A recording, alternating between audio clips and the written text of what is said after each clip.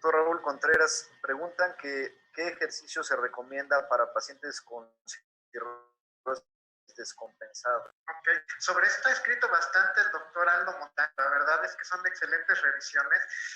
Ellos han demostrado que en pacientes muy descompensados pueden empezar con ejercicios de bajo impacto.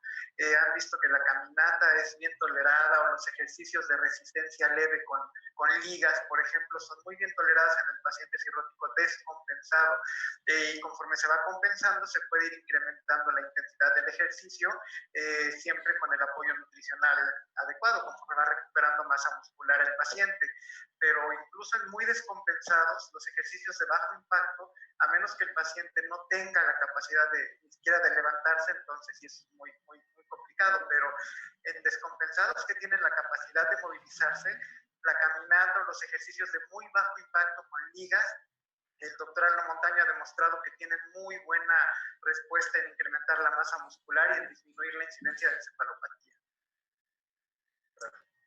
Ignacio, nos preguntan qué dosis utilizaron de ácido uso desoxicólico para profilaxis de recurrencia post-trasplante hepático. Sí, hay varios estudios. Una de las preocupaciones solo es para pacientes con colangitis biliar primaria, y se ha visto que la tasa de recurrencia es de 30-40% a 5 años. Y una de las medidas es el ácido uso desoxicólico, entre 12 y 15 miligramos por kilo de peso, como tratamiento en pacientes antes del trasplante, días o incluso cuando la vía oral del paciente, una vez que sale de la cirugía, nuevamente vuelve a restablecerse, ahí podría utilizarse. Y esto, como mencioné en el estudio, se ve que disminuye la recurrencia y disminuye el impacto de pérdida del infecto. Es una medida que no resulta con interacciones en la inmunosupresión, no tiene graves efectos secundarios.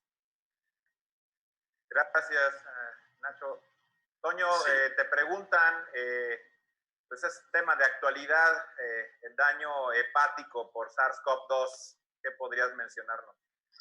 Ok, bueno, esa también es muy buena pregunta.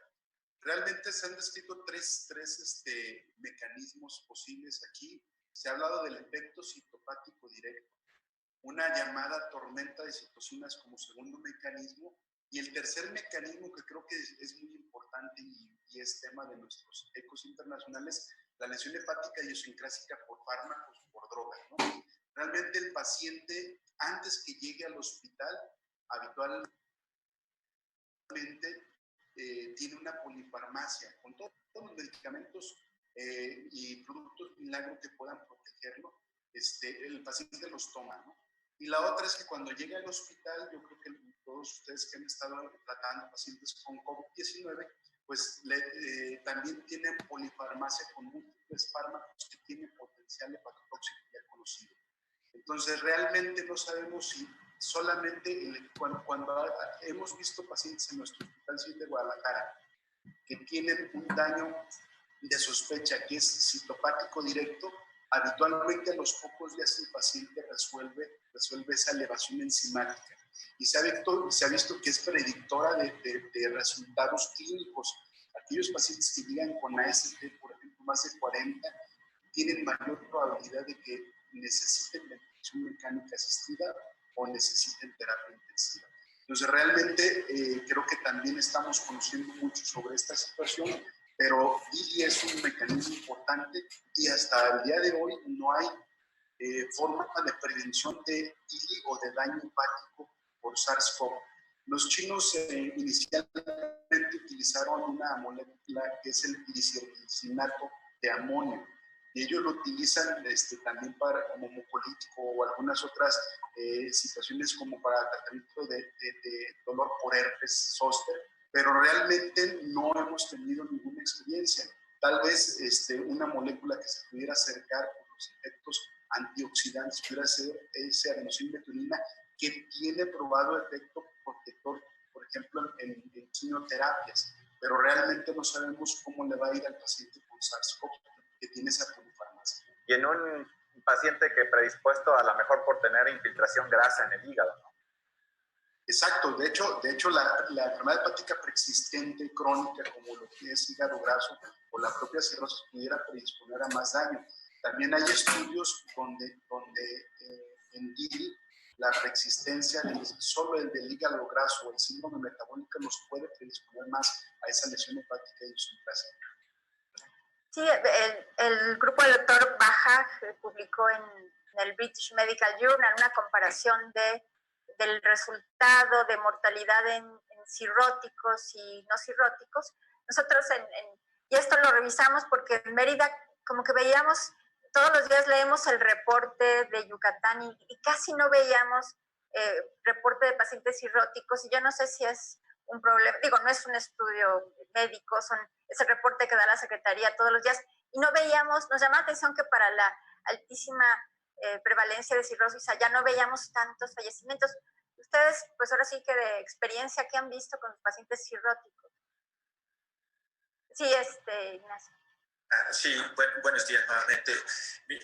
Es algo chistoso. También aquí en el instituto tenemos un porcentaje no despreciable de pacientes con cirrosis y al final solo estamos, de la cohorte de nutrición tenemos como 15, 16 pacientes cirróticos. Y la tasa de mortalidad, esto ya se ha visto en varios estudios, donde el child es un factor de riesgo. Si es de tal forma que los A, la mortalidad es muy parecida a la población general o población no cirrótica. Los B se va hasta un 40% y los C se va hasta un 60% de mortalidad. Aunque esto también tiene algunos sesgos, los estudios. Se ha visto que si hay dos pacientes con la infección, uno no cirrótico y uno cirrótico en un child B o en un child C, pues probablemente la prioridad va más hacia un paciente no cirrótico que tiene mucho mayor probabilidades de recuperarse. Por eso la mortalidad quizá sea ligeramente mayor. De pronto hay un registro mundial de estos casos y pronto saldrán o darán a conocer los datos.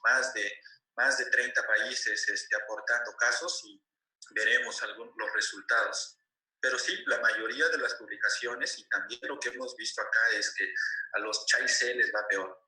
Y si eso se une a todos los factores de riesgo que ya conocemos, el género, la edad, comorbilidades, etcétera, pues el desenlace todavía es peor.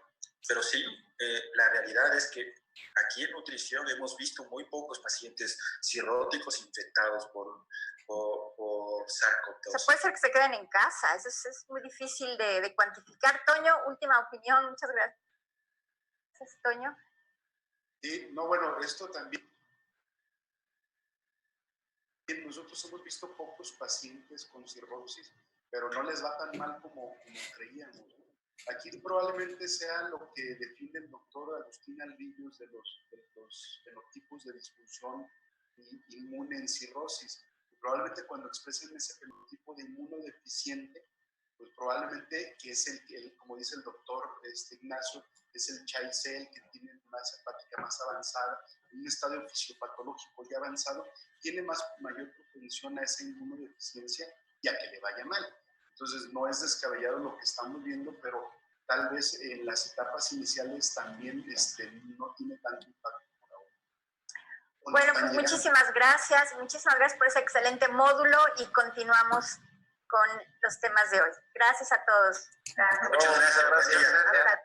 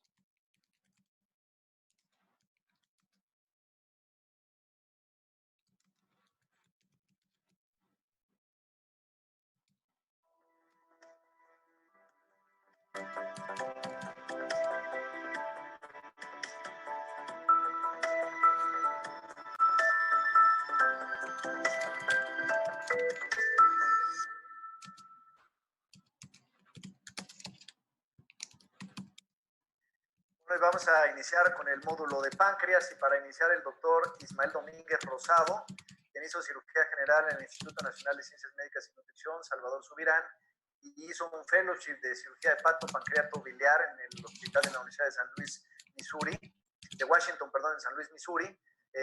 Es actualmente adscrito de cirugía hepato-pancreato-biliar en el instituto y él nos va a platicar sobre pancreatitis aguda. Ismael, muchas gracias.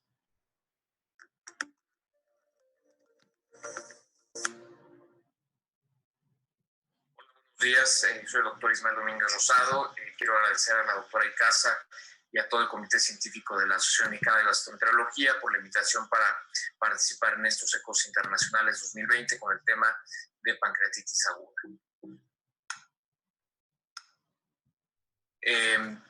Antes de tocar los estudios que fueron presentados en la versión en línea de la DW, quisiera tocar este importante ensayo clínico publicado en Lancet este año por el grupo holandés de estudio del páncreas, que realiza este ensayo multicéntrico evaluando el uso de CEPRE con esfinterotomía contra manejo conservador en pacientes con pancreatitis biliar grave predicha, sin la presencia de colangitis en el momento de que se realiza la intervención. Esto fue un ensayo clínico aleatorizado, multicéntrico controlado, donde se comparó la CEPRE contra el manejo conservador en pacientes con pancreatitis grave arriba de 8 puntos de Apache 2 que no tuvieron colangitis, y donde el resultado fue ver si esto impactaba en un compuesto de mortalidad y complicaciones mayores. Fueron 232 pacientes de 26 hospitales que hicieron 118 esfinterotomías, 114 manejo conservador.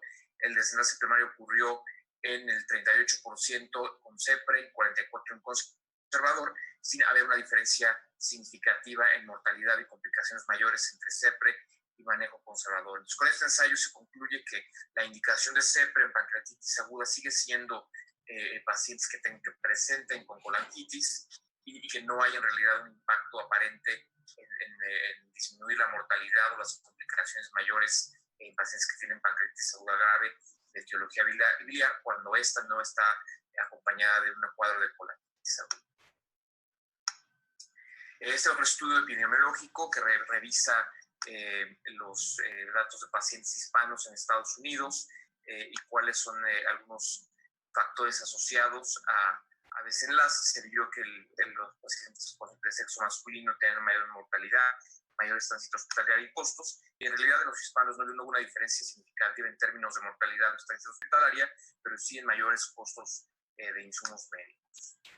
Este estudio epidemiológico es un estudio retrospectivo, 348 pacientes hispanos, donde se vio que la gravedad de estancia hospitalaria y mortalidad en realidad fueron similares a la población general, y en el análisis multivariado se vio que la taquicardia de las 48 horas de iniciar el cuadro fue un predictor independiente de estancia hospitalaria prolongada en este tipo de pacientes. Como sabemos, una de las complicaciones en pancreatitis aguda es la necrosis, que se presenta en un 20% de los casos y puede tener una mortalidad tan alta, un 30-40% cuando se infecta. Y en realidad, en la actualidad no tenemos marcadores muy específicos sobre el pronóstico de esta complicación. Tenemos la PCR, la procalcitonina, pero no son muy específicos respecto al pronóstico. Este estudio molecular, en el cual se analizó de forma prospectiva, se midieron endotoxinas, procalcitonina, interleucinas, y se buscó el efecto de pronóstico de la expresión de HLA-DR y el receptor similar a TOL, el número 4, en células mononucleares de sangre. Lo que se vio es que en vez de tener necrosis pancreática infectada, había niveles elevados de estos marcadores ya conocidos, procalcitonina, endotoxina e interleucina 6, y que la expresión del HLA-DR era significativamente menor y el del Toll-like receptor 4 era significativamente mayor. Y cuando se incluyen estos 10 pacientes extra con pancreatitis aguda y 10 controles sanos en los que la expresión del receptor Toll-like 4 se correlacionó fuertemente con la expresión de fenilalanina e isoleucina. De manera que parece el HLA-DR su regulación a la baja, probablemente causada por la endotoxina bacteriana presente en los cuadros de pancreatitis de necrosis pancreática infectada, y también el aumento concomitante de los receptores Toll-like-4 y el aumento del fenilalalanina puede ser un biomarcador predictivo importante para necrosis pancreática infectada, un poco más específico que los marcadores que ya conocemos. Este otro importante estudio prospectivo multicéntrico de 927 pacientes se vio la relevancia de la disrupción del conducto pancreático después de pancreatitis grave, viendo que la prevalencia de esta complicación es hasta el 28% en esta serie multicéntrica holandesa. La mortalidad de estos pacientes fue hasta el 12%, y al realizar un análisis multivariado se vio que la disrupción del conducto se asocia de forma independiente a la presencia de readmisiones, de necrosis pancreática infectada, de necesidades de reintervención, de falla orgánica, de síndrome compartimental abdominal, de insuficiencia pancreática endócrina y exógena. De manera que es importante conocer esta complicación de la pancreatitis aguda grave, ya que esto puede estar asociado con desenlaces inadecuados después de recuperar el paciente del cuadro agudo de pancreatitis. Respecto a la reanimación, también se presentaron un par de estudios comparativos. Como sabemos, pues, la reanimación siempre se basa en base a metas, aunque no hay una evidencia muy fuerte respecto a la calidad de esta recomendación.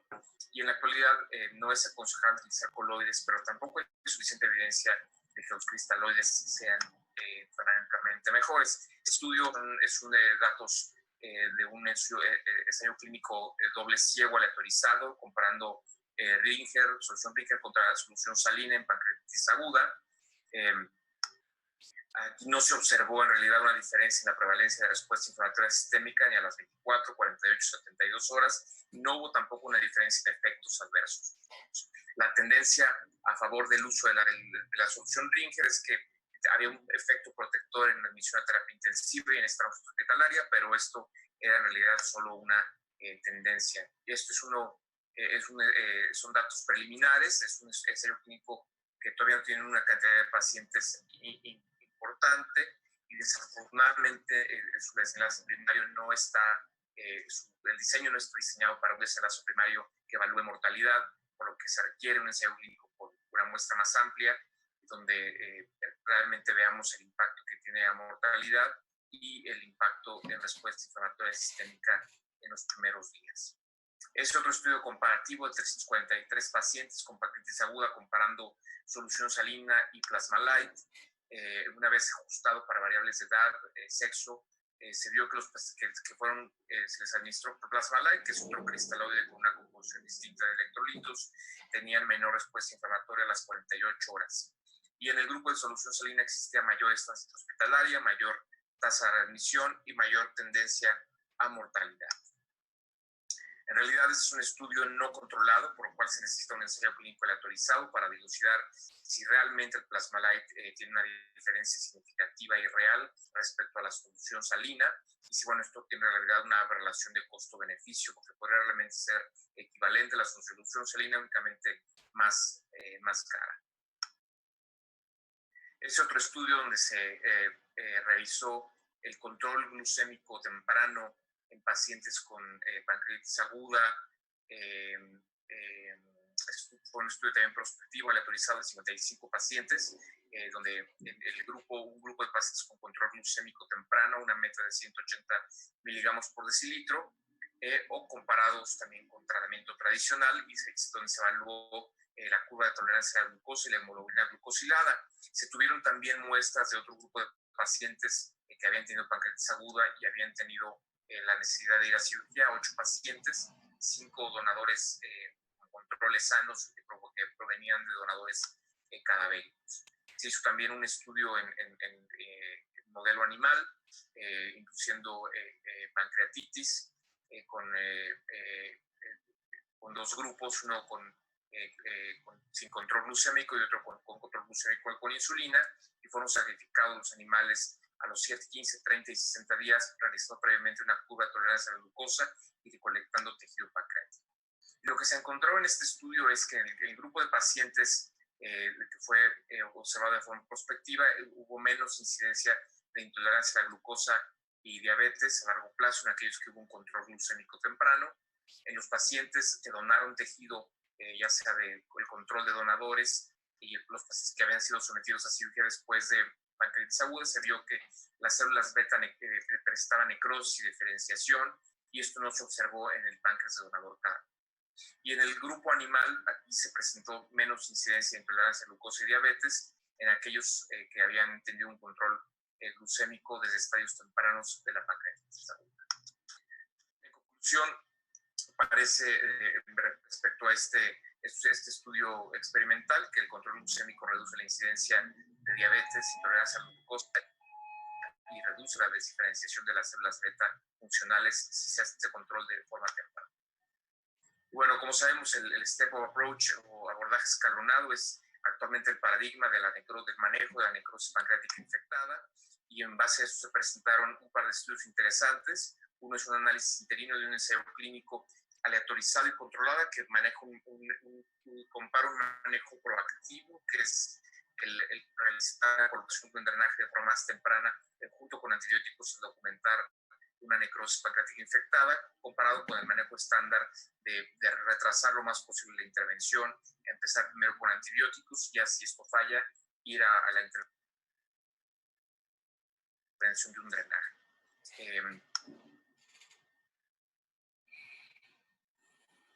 Comparación de los pacientes, el éxito del catéter fue mayor en el grupo que fue un abordaje proactivo, aunque el número de colocación de catéteres y el calibre fue mayor también en el grupo proactivo, y en realidad la necesidad de cirugía, de estancia hospitalaria y mortalidad fueron similares entre el grupo proactivo y el grupo de manejo tradicional. 12 pacientes, corresponden casi un 30%, requirieron un manejo de un catéter de salvamento, y bueno, la duración de la falla renal aguda fue menor también en el grupo proactivo, por lo cual parece que el éxito del catéter fue mayor en el grupo proactivo, aunque llama la atención que casi el 30% requirieron un catéter de salvamento en el grupo estándar. Falta completar el análisis también de 128 pacientes, así como resultados de otro ensayo similar para tener una recomendación mucho más clara al respecto si un manejo proactivo de la necrosis infectada tiene mejores resultados.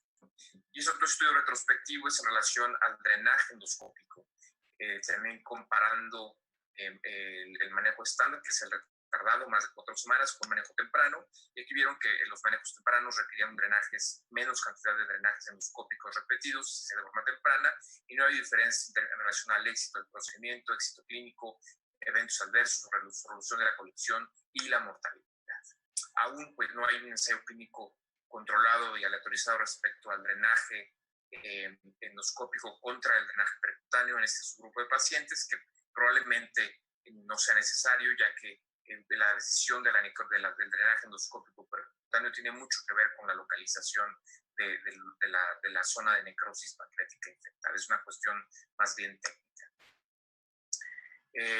Por supuesto, esto no podría ser una presentación de ECOS 2020 si no se toca el tema de COVID.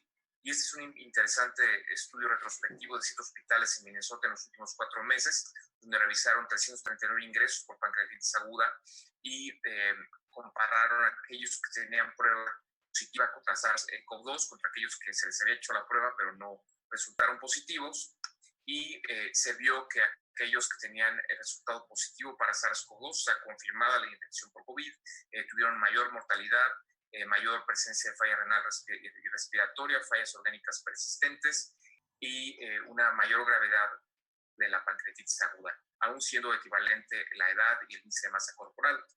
Es curioso que uno pensaría que probablemente fueron pacientes que llegaron más graves, pero dada la diferencia de etiología donde en el grupo con COVID, la idiopática fue muy frecuente, es probable que sí el COVID tenga un efecto sinérgico con la pancreatitis y una etiología importante, forma parte de la etiología de la respuesta inflamatoria sistémica que se da en este grupo de pacientes.